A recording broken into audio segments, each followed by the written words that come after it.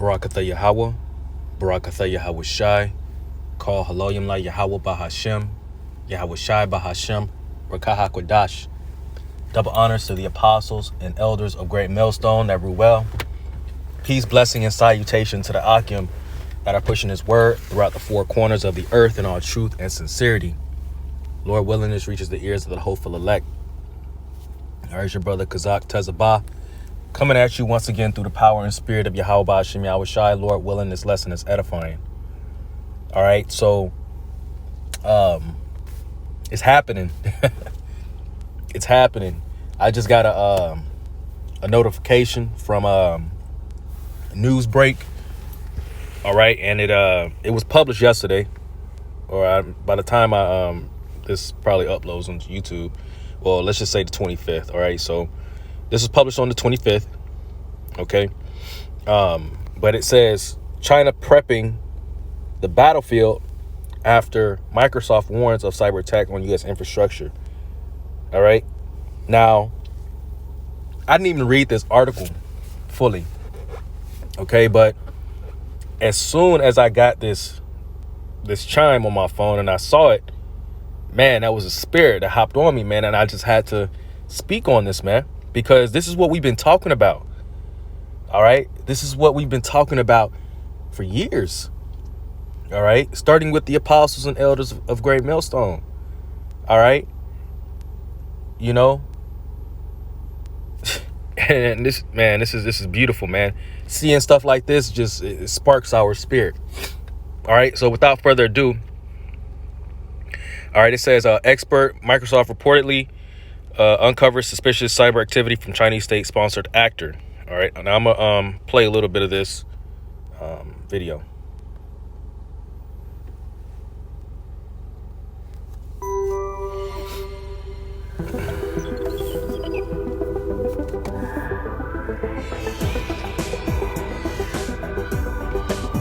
It's a lot for the ad. Commerce Secretary Gina Raimondo reportedly will meet with Commerce Minister in China for dinner tonight in Washington, marking the first cabinet-level meeting between U.S. and Chinese officials in Washington during the Biden administration. China's Commerce Minister is also expected to sit down with U.S. Trade Representative Catherine Tai on the sidelines of the Asia-Pacific Economic Cooperation Trade Ministers meeting. That's happening in Detroit. Ahead of all that, let's get into it with Atlas Organization founder and the author of The Decisive Decade on bookshelves right now. Author Jonathan D.T. Ward is here. Jonathan, good to see you. Thanks so much for being here. I don't know why I always feel like when the U.S. gets together with its counterparts in China, the U.S. is always on defense. And I'm feeling that way once again. The CCP sent a surveillance balloon across America and was able to send real-time information about our military installations back to Beijing in real time, and there was no response from the U.S. We'll see what happens tonight with that dinner. Your expectations? Hi, Maria. Well, I don't think we should expect any, deep change in U.S.-China relations. At the end of the day, they have already set up the competition that we are now in. I mean, they seek to surpass us. We know all these aspects of their strategy and objectives. But what really matters is that the U.S. isn't making real concessions just to talk to our adversaries. I mean, I think that's where they want this to go. They don't like the idea of further sanctions on China, and I think seem to want to trade that for the ability to talk to them. I mean, it is important to have channels of communication. We had that even with the Soviet Union, and at the same time, we are way behind on having a real competitive strategy. We're not yet restricting investment into China. Our export control regime has a lot of holes in it. We're still allowing the trading relationship to blossom when it really should be scaling back so that we reduce dependency. So I think there's a lot of talk and not a whole lot of action, and it's very important that we don't seek diplomacy with Beijing at the expense of real competitive action, because we're very, very late to the game when it comes to the contest with China. Yeah. The U.S. has just woken up in the past 5 years maybe. They've been working on this for 20 years. Yeah. So we have a lot to do. Look at this deficit that we're looking at, $153.8 billion exports to China versus $536 billion imports from China. Given the fact that the Chinese officials are meeting with Catherine Tai today, this would be a perfect opportunity to say we are going to claw back the most favored nation status that China now holds. Do you think we'll see that? Is that one lever to pull for the U.S.? Look, I think that's more in the realm of Congress now. I mean, Congress is where the real competitive thinking is coming from. USTR, Treasury all need to. Cybersecurity law. These are all laws that enable the CCP to march into any company that it wants if you're in China and raid the place and steal intellectual property. And they're throwing these laws around. That's why they went into Bain Capital, in Soft, detected what they feared was a more worrisome intruder. Mysterious code appearing in telecommunication systems in Guam and elsewhere in the United States. Jonathan, Guam is home to 3 American bases and would play a key role in a potential Chinese invasion of Taiwan. So they're putting it out there. They're going right for our military installations and spying on them as they get their plan ready to get into Taiwan. What should be done about this? And what do you make of Microsoft reporting this? Well, I think it's good to see Microsoft collaborating deeply with U.S. I mean, this is where we want our companies to go ultimately. I mean, they are going to have to choose sides, and it's going to be moments like this where you see that the private sector is essential to U.S. capabilities, particularly in cyber and the broader sort of technology sector. But right, I mean, these Chinese hackers have gone after communications, manufacturing, utilities, transportation, construction, maritime, government, information technology, and education sectors, according to Security Week. So that's really the entire spectrum. So we're talking about a very wide swath of critical infrastructure. I mean, yes, as you've said, Guam is an essential piece of the U.S. Defensive posture in the Pacific. I mean, it's right there at the heart of the second island chain. So, Taiwan's in the first island chain, Guam's in the second, and would be essential to our response. And the PLA even released videos of attacks on Guam, a few years ago. I mean, it's always been hostile. But the bottom line is to be probing our critical infrastructure like this, I think, tells us quite a bit about what kind of situation we're in. I mean, we've always known that there's a massive, cyber attacks and sort of intrusions from the PRC have been ongoing for quite a long time now. See that? Cyber attack. Okay? They're already talking about it in the news, man. Okay? We saw this coming a mile away. All right? And this is going to catch a lot of people off guard, man. It's going to catch a lot of people off guard because they're so oblivious, all right, to what's going on in the world, man. All right? They're in darkness, man. You see? So to see the scale of this in terms of the different sectors, I think is an important revelation, and it's great to see Microsoft openly doing this. I mean, keeping in mind that they have major R&D centers in China, and you mentioned the laws that have been coming up, and China has always known and always conceptualized that they have American companies as one of our critical weaknesses. And I talk about this in the Decisive Decade. I mean, there's an untranslated speech which I translated where they lay out American, individual American companies and sectors that they would like to target if they want to put pressure on the U.S. So, if all right, so you kind of get the picture, all right? So I'm going to read this. It says, one day after the American tech giant Microsoft sounded the alarm on a potential Chinese cyber attack, one policy expert has signaled this could mean the U.S. adversary is preparing for conflict. As much as we're looking for talks and thaws of guardrails, their offense strategy of exploiting capabilities in the meantime is prepping the battlefield. Atlas organization founder Jonathan D.T. Ward said Mornings with Maria Thursday. That should tell us everything.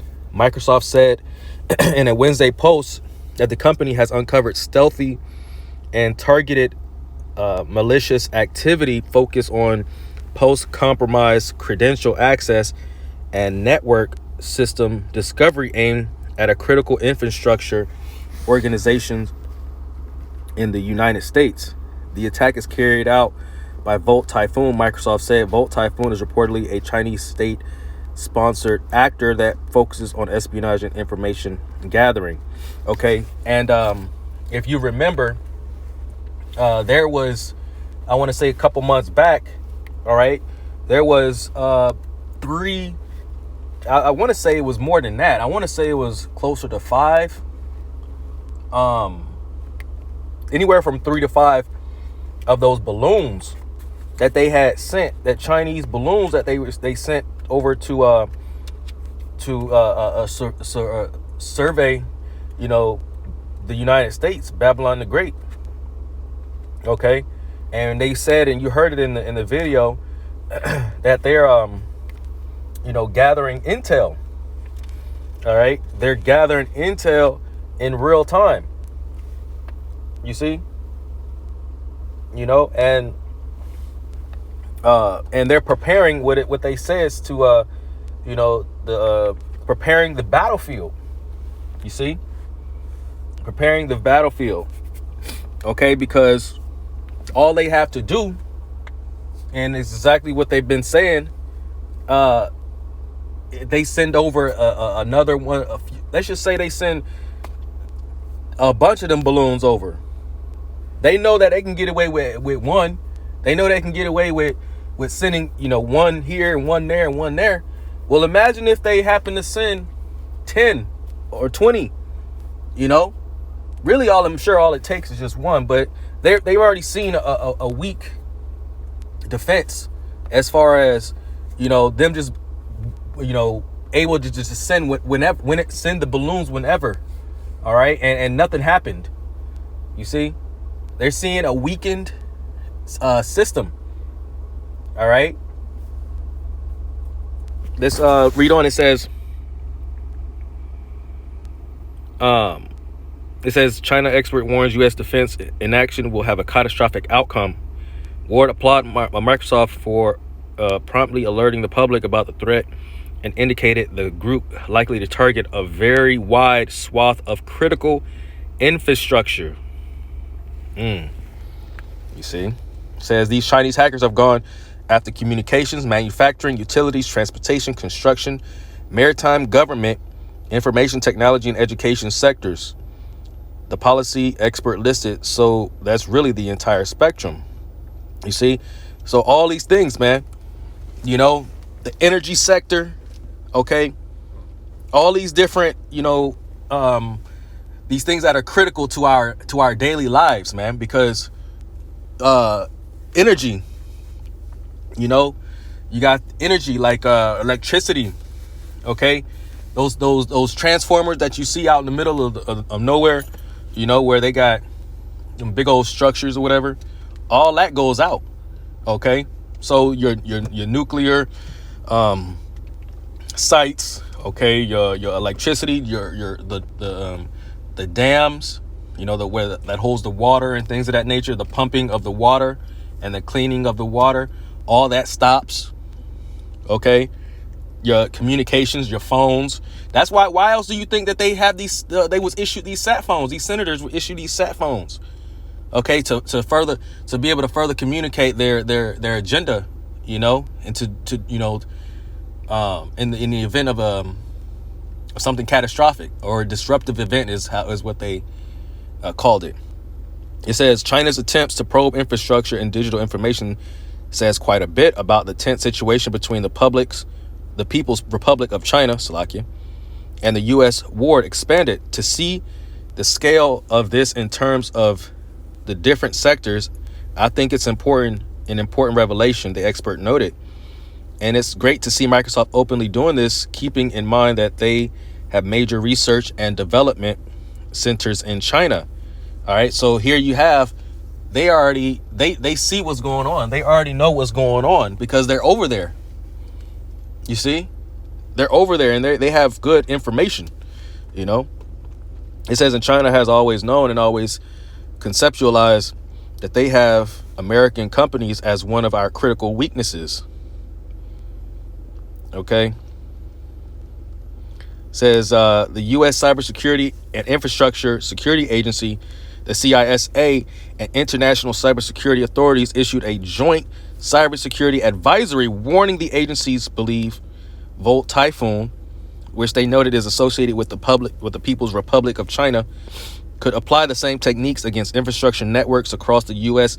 and other sectors worldwide. Man, bro, come on, man. This is about to happen, man. This cyber attack is about to happen.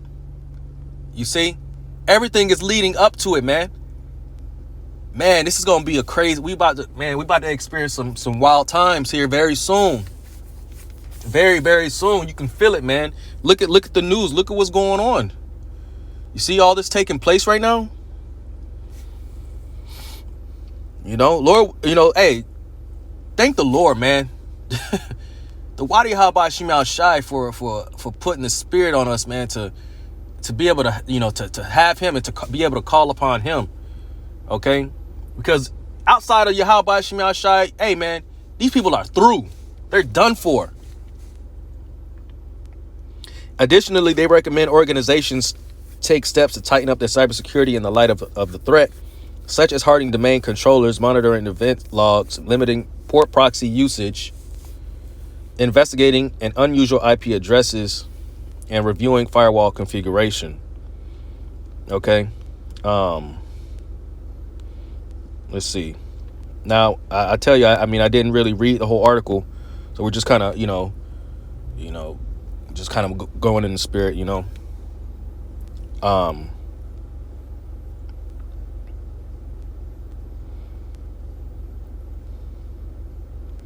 Let's see what this says.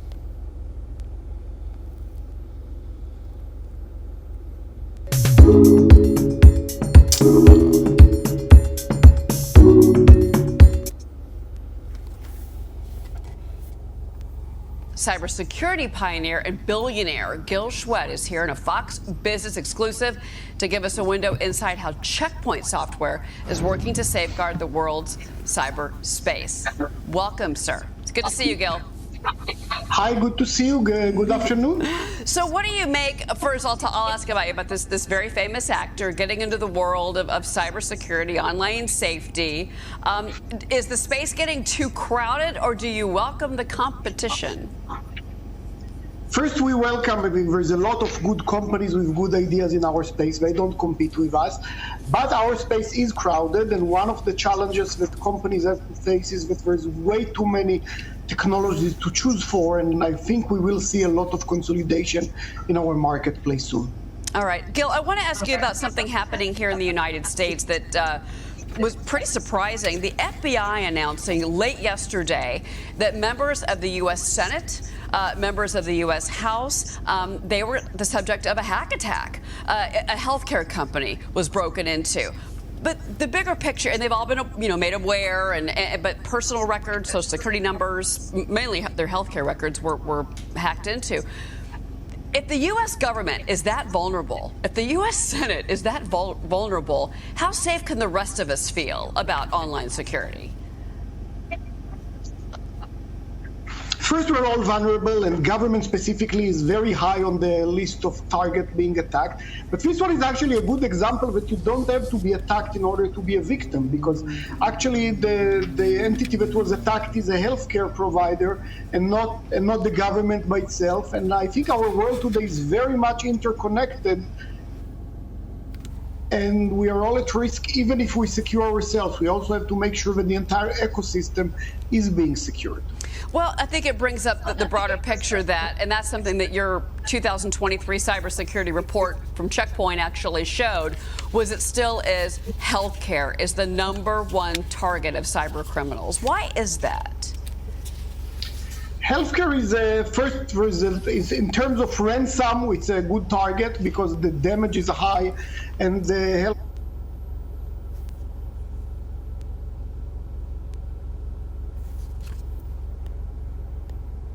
All right, so it was buffering, but they was pretty much going into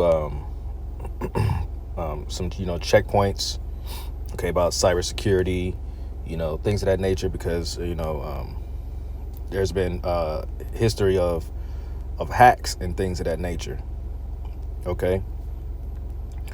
But yeah. So anyways, let's just keep going.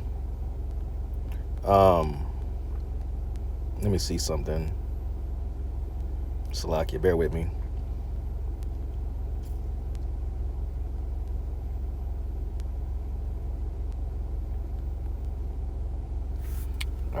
just I think that's pretty much it.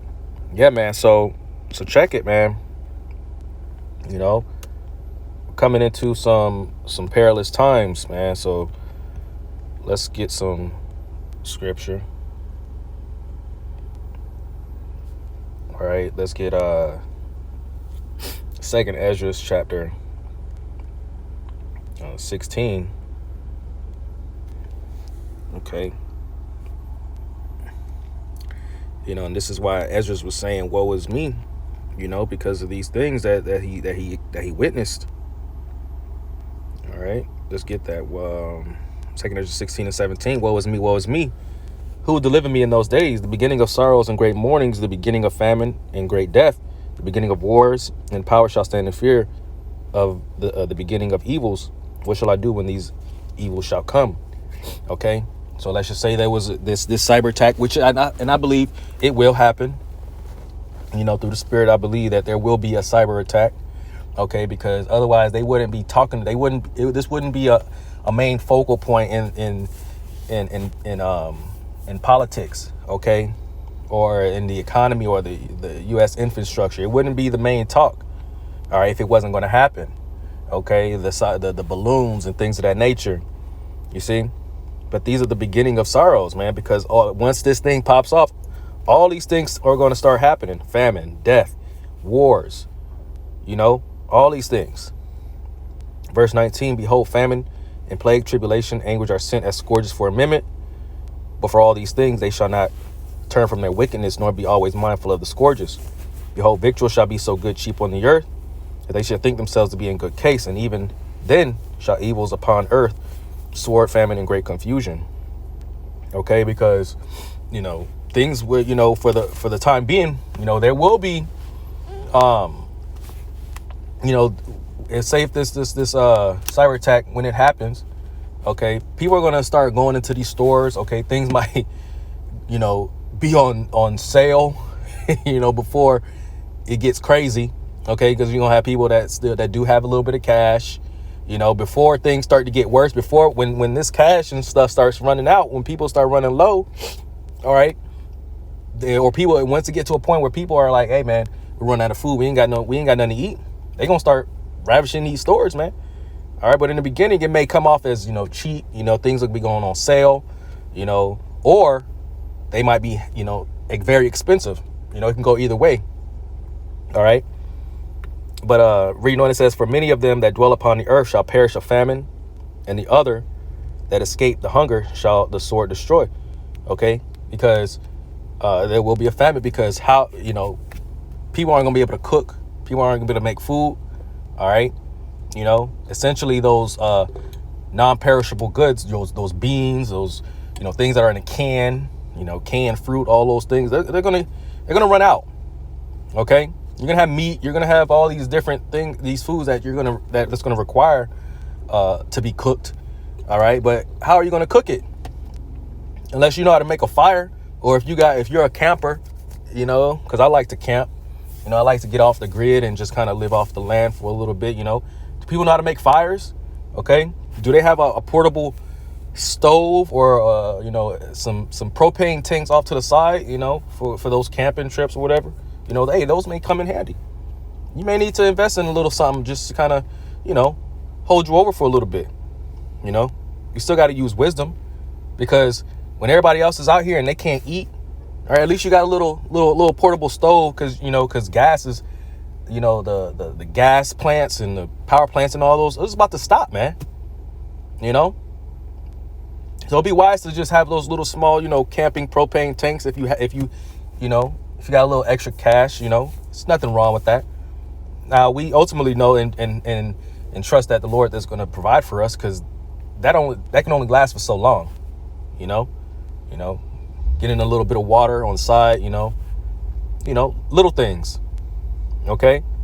But the majority of these people, 99% of these people aren't going to be able to make it, man. A lot of these people aren't going to be able to make it. Okay. Now you got these doomsday preppers, these, you know, preppers. Okay. Prepped up all this food and stuff and all these guns and these weapons and stuff like that. Well, they may be aware of what's about to happen or what's about to take place, but eventually that stuff is going to run out. Your food is going to run out, your armory, okay, of all your bullets and all that stuff. That's all about to end, or it's all going to eventually run out. Then what? Then you're left to go to Esau, man. Okay, you're left no other choice than to go to Esau. All right, you're prepped in a carnal way, whereas the men of the Lord, the servants of Yahweh Shem Yahshua, the hopeful elect, are prepped by the Spirit, by spiritual means, okay, of having the name of Yahweh Shem Yahshua and faith, okay, because the just shall live by faith. You see, it says, verse 23, and the dead shall be cast out as dung, and there shall be no man to comfort them, for the earth shall be wasted, and the city shall be cast down. All right, dead shall be cast out as dung, man. It's going to be dead bodies dropping everywhere. All right, you're going to see whole families laid out on the side of a wall somewhere, of a building, okay, because they're so hungry, and hunger is just gonna take them out. You see, Nahum, the third chapter, the third chapter says that we're gonna be stumbling over bodies, man. Stepping over bodies, man. Verse 24: there shall be no man left to till the earth and to sow it. The trees shall give fruit, and who shall gather them? The grapes shall ripen, and who shall tread them? For all places shall be desolate of men. So that one man shall desire to see another and to hear his voice. Communication is going to go out. People are going to be dying. All right. It's going to be it's going to be quiet out here, man. Okay. A lot of people are going to be put in these malls and these Walmarts. All right. Because those are processing. Those are going to be processing plants. Not only that, but those could be where a lot of those smart guillotines are going to be held, man. Okay. That's why it says, in the 40th verse, it said, oh, my people, hear my word, make you ready to the battle, and those days be as pilgrims, even as pilgrims upon the earth. Okay. So we may have to flee the cities and go out into the wilderness. All right. Job, the 5th chapter, says we'll be in league with the stones of the field, with the stones and things of the field. All right. And the beast will be at peace with us.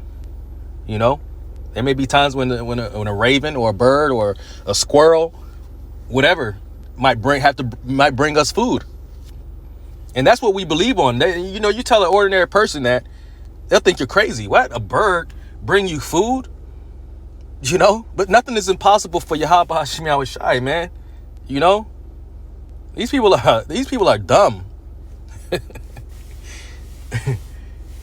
We have so much faith, and we trust in the Lord so much that these things are nothing for us. The Lord can do everything, man. He can have, he'll have you, put you in a deep sleep, and then you wake up and there's food prepared for you in a basket right next to you. Nice and hot, steaming, perfect, like everything that you craving, in that moment, feeding you and your family, and probably have some left over. He may be able to give you that, just like in the scriptures, where, he'll give you food, he may give you a loaf of bread. Even a loaf of bread will be able to sustain you for weeks, or for however long. Ain't no telling, man. The Lord can do anything, but these people have no faith, man. That's why they're going to be out here strung out, okay, with their stomachs touching their backs, man. See?